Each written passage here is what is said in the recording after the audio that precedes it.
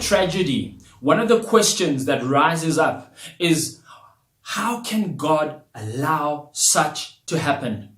I've lost my child, I've lost my wife, I've lost my job. All of these things are causing me to suffer.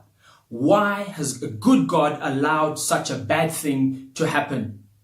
And if we can just unpack that for a moment, we see that there's different kinds of suffering. There's suffering that's a direct consequence of my sin. We know that in Romans it tells us, for the wages of sin is death. If I go out and get drunk and I get behind the vehicle and I get involved in a car accident and someone loses their life, I will go to prison and I will suffer in prison. And it will be a direct consequence of what I did. But there's different types of suffering, and it's difficult for us to put them all into one box and say all suffering is caused by God. That is not true.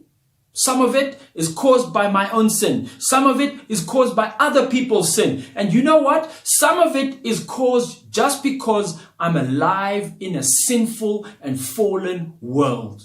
Think of the wars, think of the famines, and the number of people who are suffering as a consequence.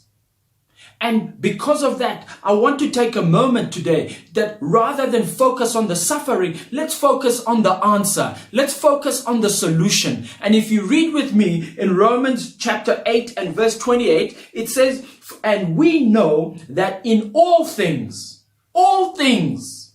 God works for the good of those who love him and who are called according to his purpose. All things. That means good things. That means things that bless me. That means good things that make me smile. But it also means challenging, tough things. It also means suffering. That in the midst of that, God gives me an opportunity where he can work my heart.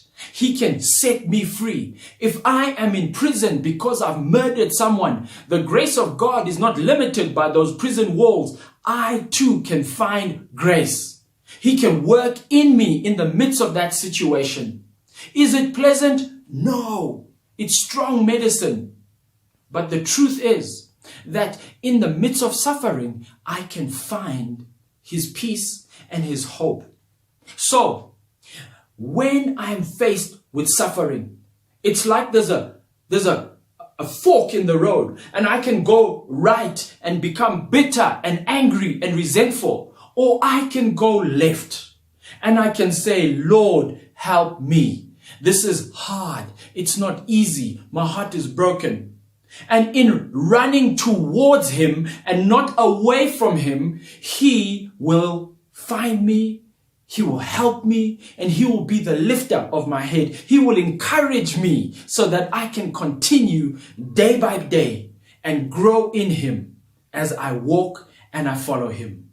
It is better to run towards God than away from him. God bless you.